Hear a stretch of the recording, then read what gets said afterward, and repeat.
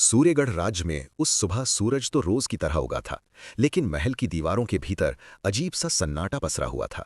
हर रोज जहां शंखनाद और सैनिकों की कदमताल की आवाज गूंजती थी, वहां उस दिन फुसफुसाहटें थीं, बेचैनी थी और डर की ठंडी परछाई थी।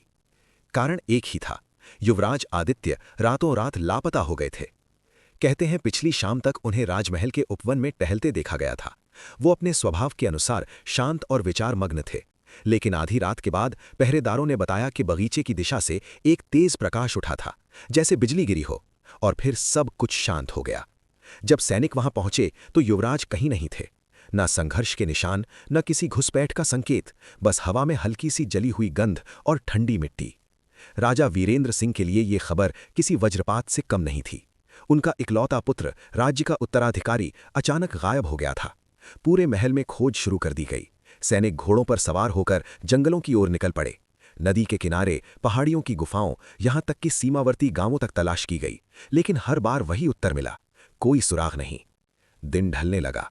महल के ऊंचे स्तंभों पर पड़ती सूरज की अंतिम किरणें मानो शोक में झुक गई थीं। उसी समय एक और विचित्र घटना घटी।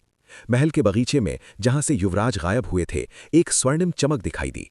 पहले तो पहरेदारों को लगा कि ये उनकी थकान का भ्रम है, लेकिन जब वे पास गए तो उन्होंने देखा एक अद्भुत, असामान्य पक्षी जिसके पंख सोने की तरह चमक रहे थे।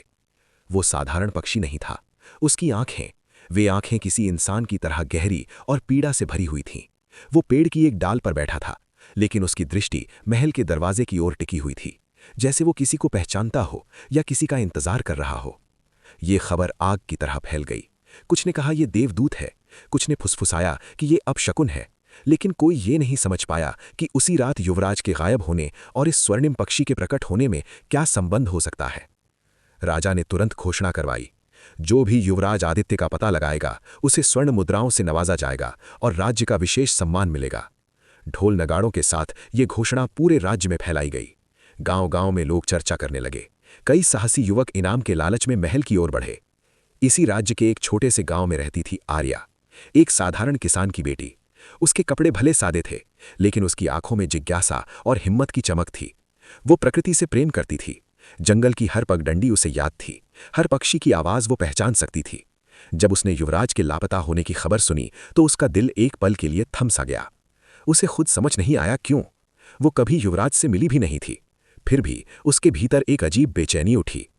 कुछ दिनों बाद जब वो जड़ी बूटियां लेने महल के पास के जंगल में गई तो उसने पहली बार उस स्वर्णिम पक्षी को देखा। वो एक ऊंचे अशोक वृक्ष पर बैठा था। सूरज की रोशनी उसके पंखों से टकराकर चारों ओर बिखर रही थी। जैसे ही आर्या ने उसकी आंखों में देखा, उसे लगा जैसे समय ठहर गया हो। उन आंखों में एक सवाल था, एक पुकार थी।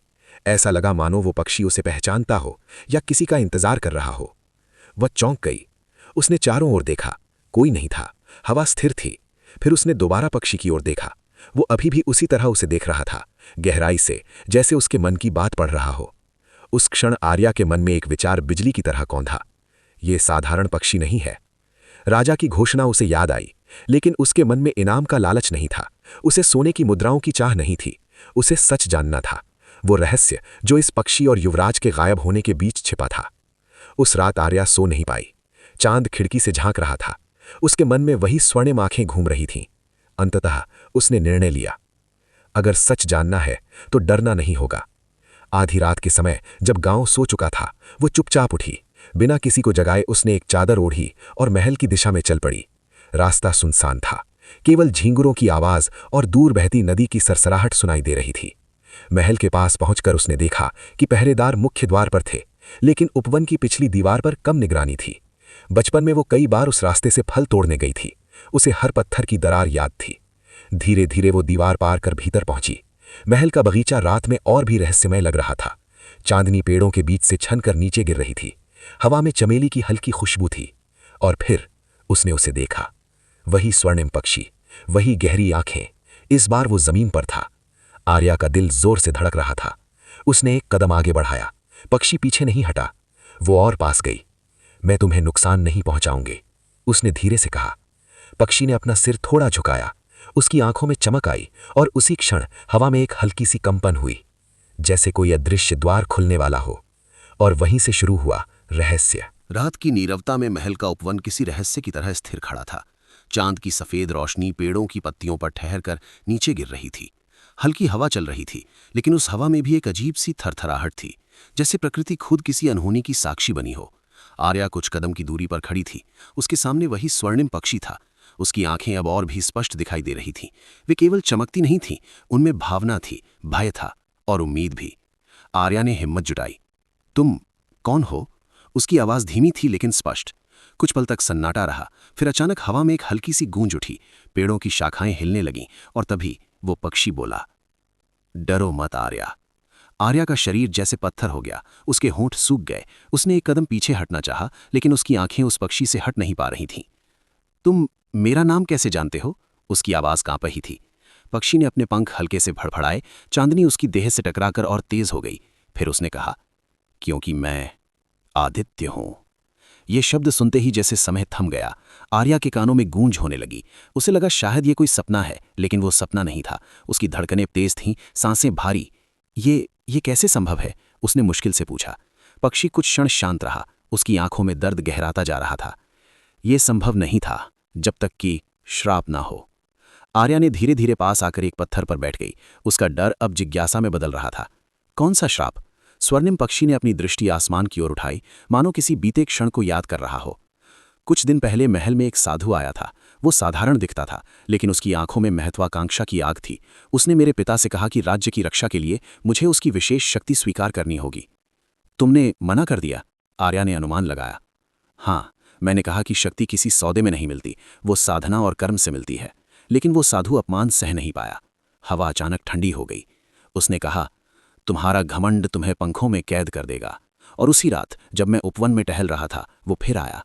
उसके हाथों से काली ज्वाला निकली, सब कुछ चमक उठा, और जब मैंने होश संभाला, मैं ये था। आर्या की आंखें नम हो गईं। उसने पहली बार उस पक्षी को दया से नहीं बल्कि सम्मान से देखा। तो ये श्राप कब तक रहेगा? पक्षी ने उसकी ओर देखा। उसकी आवाज में हल्की सी उम्मीद थी। उसने कहा था, जब तक कोई तुम्हें तुम्हारे इस रूप में स्वीकार नहीं करेगा, तब तक तुम मनुष्य नहीं बन पाओगे। आर्या ने गहरी सांस ली। ये केवल जादू नहीं था, ये परीक्षा थी, विश्वास की, प्रेम की, निष्ठा की। और अगर कोई स्वीकार ले? उसने पूछा। तब श्राप टूट जाएगा। लेकिन पक्षी की आवाज धीमी हो गई। लेकिन साधु इतना सरल नहीं है। वो दूर जंगल में बैठा सब देख रहा है। यदि उसे लगे कि श्राप टूटने वाला है, तो वो फिर हमला करेगा। कुछ पल तक दोनों चुप रहे। रात और भी गहरी हो गई थी। महल की दीवारें दूर से गंभीर प्रतीत हो रही थीं।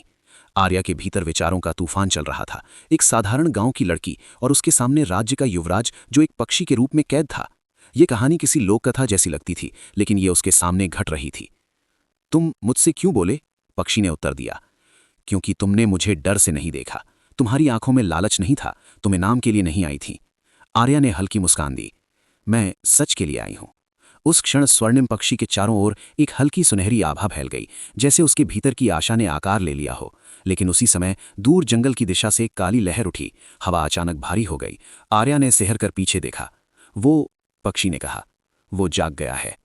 कौन? साधु। उपवन की घास हल्के हल्के झुकने लगी, जैसे कोई अदृश्य शक्ति उसे छू रही हो। पेड़ों की छाया लंबी और गहरी हो गई।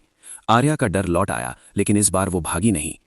अगर ये परीक्षा है तो मैं भागूंगी नहीं, उसने दृढ़ स्वर में कहा। पक्षी ने उसे देखा और पहली बार उसकी आंखों में भय से ज्यादा विश्वास दिखाई दिया। यह आसान नहीं होगा, उसने चेताया। जीवन कभी आसान नहीं होता, आर्या ने उत्तर दिया। लेकिन अगर मैं चुप रही तो ये अन्याय बना रहेगा। रात बीतती जा रही थी। पूर्व दिशा में हल्की लालिमा उभरने लगी थी। आर्या उठी। मैं रोज आऊंगी, उसने कहा, चाहे लोग कुछ भी कहें। पक्षी ने सिर झुका लिया। और मैं इंतजार करूंगा। जैसे ही सूरज की पहली किरण पेड़ों पर पड़ी, स्वर्णिम चमक थोड़ी मंद हो गई। पक्षी उड़कर फिर उसी ऊंची डाल पर बैठ गया। आर्या ने आखिरी बार उसकी ओर देखा और महल की दीवार की ओर बढ़ गई। उसे नहीं पता था कि आगे क्या होगा। उसे यह भी नहीं पता था कि वो किस शक्ति को चुनौती दे रही है। लेकिन उसे इतना पता था, ये कहानी यहीं खत्म नहीं होगी। और दूर घने जंगल की गहराई में एक काली आंखें चमक रही थीं, जो इस नई शुरुआत को चुपचाप देख रही थीं। सूर्यगढ़ की सुबह अब उजली होकर भी उजली नहीं लगती थी। महल की ऊंची मीनारों पर सूरज की किरणें पड़ती थीं, लेकिन हवा में एक अनकहा भय घुल चुका था। युवराज की गुमशुदगी और स्वर्णिम पक्षी की रहस्यमयी उपस्थिति ने पूरे राज्य को बेचैन कर दिया था। और उस रहस्य की सच्चाई जानने के बाद आर्या अब केवल एक साधारण लड़की नहीं रही थी, बल्कि एक ऐसे सत्य की संरक्षक बन चुकी थी जो राज्य की तकदीर बदल सकता था। पर विश्वास की राह कभी आसान नहीं होती। अगले ही दिन गांव में अफवाहों की आग फैल गई कि वो रात में महल के भीतर गई थी। लोग कहने लगे कि वो इनाम के लालच में है। कुछ ने ताना मारा कि वो राजमहल की बहू बनने का सपना देख रही है। लेकिन आर्या ने कोई जवाब नहीं दिया, क्योंकि वो जानती थी कि सच शब्दों से नहीं बल्कि धैर्य से साबित होता है। तभी महल के प्रहरी ने राजा को सूचना दी और आदेश हुआ कि उस लड़की को महल में प्रवेश न दिया जाए। अब उसके सामने नई बाधा थी, बंद दरवाजे। पर वो रुकी नहीं। उस रात जब पहरेदारों ने उसे रोका तो उसने शांत स्वर में कहा कि वो भीतर नहीं जाएगी, वो दीवार के बाहर ही बैठ जाएगी। और सचमुच वो उसी अशोक वृक्ष के नीचे बैठ गई जहां से उपवन का एक कोना दिखता था। उधर स्वर्णिम पक्षी ऊंची डाल पर बैठा उसे देख रहा था। दोनों के बीच दूरी थी, पर आंखों में संवाद था। शब्द नहीं थे, पर मौन ही भाषा बन गया। दिन बीतते गए। आर्या हर शाम आती, कभी गीत गाती, कभी अपने मन की बातें कहती, और लोग हंसते फुसफुसाते उसे पागल कहते कि वो पक्षी से प्रेम कर बैठी है। हर ताना उसके दिल को चीरता, पर जब भी वो स्वर्णिम आंखों में झांकती उसे लगता ये दर्द व्यर्थ नहीं है, क्योंकि विश्वास केवल एक भावना नहीं बल्कि रोज की परीक्षा है। महल के भीतर राजा ने देखा कि पक्षी की चमक बढ़ रही है, उसके पंखों से रोशनी फैलती है। राजवैद्य और पुरोहितों ने कहा कि ये साधारण घटना नहीं, किसी प्रबल तंत्र का परिणाम है। तभी खबर आई कि वही साधु जंगल में देखा गया है जिसे पहले अपमानित कर हटाया गया था। सैनिक खोजने निकले, पर जंगल खाली मिला, जैसे कोई अदृश्य छाया सब पर नजर रखे हो। और फिर एक शाम अचानक हवा का रुख बदल गया। आसमान पर काले बादल छा गए, राख की गंध फैल गई। स्वर्णिम पक्षी बेचैन होकर उड़ने लगा, और आर्या ने महसूस किया कि कोई भयावह शक्ति निकट है। तभी दूर से मंत्रोच्चार जैसी गूंज उठी और उसके मन में पक्षी की आवाज गूंजी, वो पास आ रहा है। आर्या का दिल कांपा, पर उसने कहा, तो आने दो। और उसी रात पहला प्रहार हुआ। उपवन की मूर्तियां दरकने लगीं, सैनिकों के पैर पत्थर में बदलने लगे, जमीन से काली ऊर्जा उठी और महल में अफरा तफरी मच गई। आर्या दीवार के बाहर खड़ी सब देखती रही। वो भीतर नहीं जा सकती थी, पर भागी भी नहीं। उसने आंखें बंद कर कहा, मैं डरूंगी नहीं। अगले दिन राज्य में भय फैल गया। लोग कहने लगे, पक्षी अपशकुन है, उसे पकड़ लो, बंद कर दो। राजा दुविधा में थे। साधु की शक्ति हर रात बढ़ रही थी। और तब आर्या ने निर्णय लिया। वो फिर दीवार के पास आई और पहली बार स्पष्ट शब्दों में बोली, मैं तुम्हें जैसे हो वैसे ही स्वीकार करती हूं। उसके शब्दों में कोई स्वार्थ नहीं था। उसी क्षण हवा थम गई, चांदनी तेज हो गई, पक्षी की देह से सुनहरी रोशनी फूट पड़ी। पर दूर जंगल से साधु की गर्जना गूंजी, अभी नहीं, और काली ज्वालाएं आसमान में उठीं। एक पल को आर्या के मन में डर कौंधा कि अगर श्राप न टूटा तो, अगर वो भी निशाना बन गई तो। पर उसने खुद से कहा कि विश्वास आधा नहीं होता, वो या तो पूरा होता है या टूट जाता है, और वो टूटने वाली नहीं थी। वो घुटनों के बल बैठ गई और बोली, मैं तुम्हारे साथ हूं, चाहे कुछ भी हो। स्वर्णिम पक्षी नीचे उतरा और पहली बार उसके पंखों ने आर्या की हथेलियों को छुआ। एक गर्माहट फैल गई, पर महल के भीतर पत्थर बने सैनिकों की संख्या बढ़ती जा रही थी। साधु खुलकर चुनौती दे रहा था। उसने आकाश में काली ज्वाला छोड़ी, बादल लाल हो गए, बिजली कड़की, राज्य पर अंधेरा छा गया। पर उसी अंधकार के बीच एक सुनहरी रोशनी स्थिर थी, आर्या का अडिग विश्वास। और फिर जैसे ब्रह्मांड ने निर्णय ले लिया हो, हवा में कांच दरकने जैसी आवाज गूंजी, श्राप की जंजीरें चटकने लगीं। ये अंत नहीं था, बल्कि वो क्षण था जहां से अंतिम युद्ध की शुरुआत होने वाली थी। उस रात सूर्यगढ़ पर ऐसा अंधकार उतरा जैसा पहले कभी नहीं देखा गया था। आसमान पर बादल केवल छाए नहीं थे, बल्कि मानो जीवित होकर घूम रहे थे। बिजली की धाराएं क्षितिज को चीरती हुई गिर रही थीं और हवा में राख और गंधक की गंध फैल चुकी थी। महल की मीनारें कांप रही थीं, उपवन के वृक्ष झुक झुककर जैसे किसी अदृश्य शक्ति के आगे समर्पण कर रहे थे। और उसी समय जंगल की दिशा से काली ज्वालाओं का एक स्तंभ उठा, जिसने आकाश को लाल कर दिया। उसी ज्वाला के बीच वो साधु प्रकट हुआ। उसकी आंखें अंगारों की तरह दहक रही थीं, उसके चारों ओर घूमती छायाएं मानो जीवित प्रेत थीं। उसने अपना दंड उठाया और जमीन पर प्रहार किया तो धरती दरक गई। उपवन की संगमरमर मूर्तियां एक एक कर टूटने लगीं और कुछ सैनिक वहीं खड़े खड़े पत्थर बन गए। उनकी चीखें हवा में ठिठक कर रह गईं। महल के भीतर स्त्रियां और बच्चे भय से रोने लगे। राजा ने तलवार उठाई, पर उनके कदम भारी हो गए, जैसे अदृश्य जंजीरों ने जकड़ लिया हो। और उसी क्षण दीवार के बाहर खड़ी आर्या ने देखा कि स्वर्णिम पक्षी आकाश में उछला। उसके पंखों से रोशनी की लपटें निकलने लगीं जो अंधकार से टकराकर चिंगारियां बन रही थीं। पर साधु हंसा, वो भयावह गूंजती हुई हंसी जिसने रात को और भी गहरा कर दिया। और उसने मंत्रोच्चार किया तो आकाश से काली वर्षा होने लगी। हर बूंद जहां गिरती वहां घास सुलग उठती, पेड़ों की पत्तियां झुलस जाती, महल की दीवारों पर दरारें फैलने लगीं। ऐसा लग रहा था मानो पूरा राज्य किसी अदृश्य मुट्ठी में जकड़ा हो। आर्या का हृदय कांप उठा, पर वो भागी नहीं। उसने दीवार पर हाथ रखकर आंखें बंद की और भीतर से वही शब्द दोहराए, मैं तुम्हें स्वीकार करती हूं। तभी स्वर्णिम पक्षी की चमक और प्रखर हो गई। वो नीचे उतरा और उसके चारों ओर घूमती काली लहरों को चीरने लगा। साधु ने फिर दंड उठाया और इस बार जमीन से विशाल काले साए उठे जिनकी आंखें रक्तिम थीं और जो महल की ओर बढ़ने लगे। सैनिकों की तलवारें उनसे टकराकर धूल हो रही थीं। राज्य का साहस टूटता जा रहा था। पर उसी अराजकता के बीच सुनहरी रोशनी एक धड़कते हुए हृदय की तरह फैल रही थी। पक्षी के पंख अब केवल पंख नहीं थे, बल्कि प्रकाश की तलवारें बन चुके थे। वो साधु के चारों ओर चक्कर काटता और हर बार रोशनी की रेखा छोड़ जाता जो अंधकार को काटती चली जाती। साधु क्रोधित हो उठा। उसकी आवाज गर्जन बनकर गूंजी, ये विश्वास टिक नहीं पाएगा।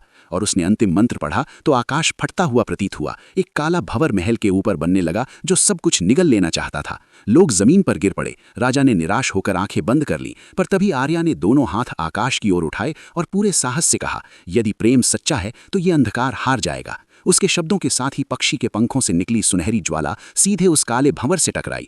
टकराव इतना प्रचंड था कि धरती हिल गई। हवा में प्रकाश और अंधकार की धाराएं आपस में लिपट गईं। क्षण भर को सब कुछ सफेद चमक में डूब गया और जब प्रकाश धीरे धीरे स्थिर हुआ तो देखा गया कि काली ज्वालाएं पीछे हट रही हैं। साधु की आंखों में पहली बार भय झलक उठा था, क्योंकि उसने समझ लिया था कि ये युद्ध शक्ति का नहीं बल्कि विश्वास का है, और विश्वास की जड़ें जितनी गहरी होती हैं उतना ही अंधकार डगमगाता है। राज्य अभी पूरी तरह सुरक्षित नहीं था, श्राप अभी पूरी तरह टूटा नहीं था, लेकिन यह स्पष्ट हो चुका था कि निर्णायक क्षण आ पहुंचा है। और अब यह केवल जादू की टक्कर नहीं बल्कि दो संकल्पों का अंतिम सामना बनने वाला है, एक जो भय से जन्मा है और दूसरा जो विश्वास से। जैसे ही काले भंवर और सुनहरी ज्वाला की टक्कर से आसमान फटने लगा, उसी क्षण समय मानो ठहर गया। हवा में चमकते कण तैर रहे थे और पूरा सूर्यगढ़ उस निर्णायक पल की सांस रोके खड़ा था।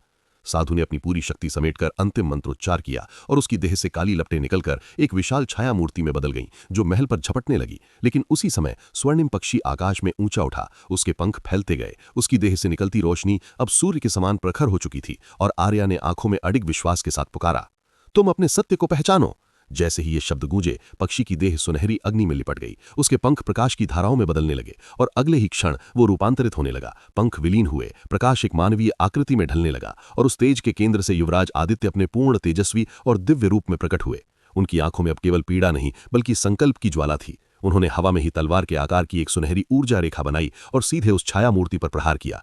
टकराव इतना प्रचंड था कि धरती हिल उठी, महल की मीनारों से पत्थर झरने लगे। साधु पीछे लड़खड़ाया, पर उसने फिर काली जंजीरें फेंकी जो आदित्य को जकड़ने लगीं। तभी आर्या आगे बढ़ी। उसने बिना डरे उन जंजीरों को छुआ और जैसे ही उसके हाथों ने उन्हें स्पर्श किया, वे राख बनकर टूट गईं, क्योंकि वो जादू भय पर टिका था और वहां भय बचा ही नहीं था। आदित्य ने अंतिम बार अपनी पूरी शक्ति समेटी और गर्जना करते हुए उस काली छाया मूर्ति को दो भागों में चीर दिया। साधु की चीख आसमान में गूंजी और उसकी देह धुएं में बदलकर बिखर गई। उसी पल बादल छट गए, भंवर टूट गया, पत्थर बने सैनिक फिर से जीवित हो उठे और महल के ऊपर फैलती सुनहरी रोशनी ने पूरे राज्य को नए सवेर की तरह आलोकित कर दिया। आदित्य धीरे धीरे भूमि पर उतरे। उनकी दृष्टि सबसे पहले आर्या को खोजती हुई ठहरी और उस क्षण यह स्पष्ट हो गया कि यह विजय केवल शक्ति की नहीं बल्कि विश्वास, प्रेम और साहस की थी, जिसने श्राप को जड़ से उखाड़ फेंका और अंधकार को सदा के लिए पराजित कर दिया। अंधकार के विलीन होते ही सूर्यगढ़ पर एक नई सुबह उतरी, जैसे वर्षों बाद पहली बार सूरज सचमुच उगा हो। महल की टूटी दीवारों पर सुनहरी रोशनी बिखर गई, पेड़ों की जली पत्तियों पर नई हरियाली झलकने लगी और जो सैनिक पत्थर बन गए थे वे धीरे धीरे फिर से सांस लेने लगे। राजा वीरेंद्र सिंह ने कांपते कदमों से आगे बढ़कर अपने पुत्र को गले लगाया और उनकी आंखों से बहते आंसू केवल राहत के नहीं बल्कि गर्व के भी थे, क्योंकि उन्होंने देखा था कि शक्ति से बड़ा विश्वास होता है। आदित्य ने मुड़कर आर्या की ओर देखा। वो वही साधारण गांव की लड़की थी, लेकिन उस दिन पूरे राज्य की रक्षक बन चुकी थी। दोनों की आंखों में शब्दों से परे एक मौन संवाद था, कृतज्ञता, सम्मान और प्रेम का। कुछ समय बाद पूरे राज्य की उपस्थिति में उनका विवाह हुआ। इस बार किसी श्राप का भय नहीं था, किसी अंधकार की छाया नहीं थी, केवल पुष्प वर्षा, शंख ध्वनि और खुशियों की गूंज थी। आर्या ने राजसी वस्त्र पहने, पर उसके चेहरे पर वही सादगी थी जिसने सब कुछ बदल दिया था। और आदित्य ने हाथ थामते हुए कहा कि उसने उसे उसके रूप में नहीं बल्कि उसके सत्य में पहचाना। वर्षों बाद भी लोग उस कथा को याद करते रहे, एक ऐसी लड़की की जिसने उपहास सहा पर विश्वास नहीं छोड़ा, जिसने भय देखा पर पीछे नहीं हटी, और जिसने सिद्ध कर दिया कि जब प्रेम निस्वार्थ हो और हृदय अडिग हो तो कोई भी श्राप स्थायी नहीं रहता, क्योंकि अंधकार चाहे कितना भी गहरा हो, एक सच्ची रोशनी उसे चीरने के लिए पर्याप्त होती है।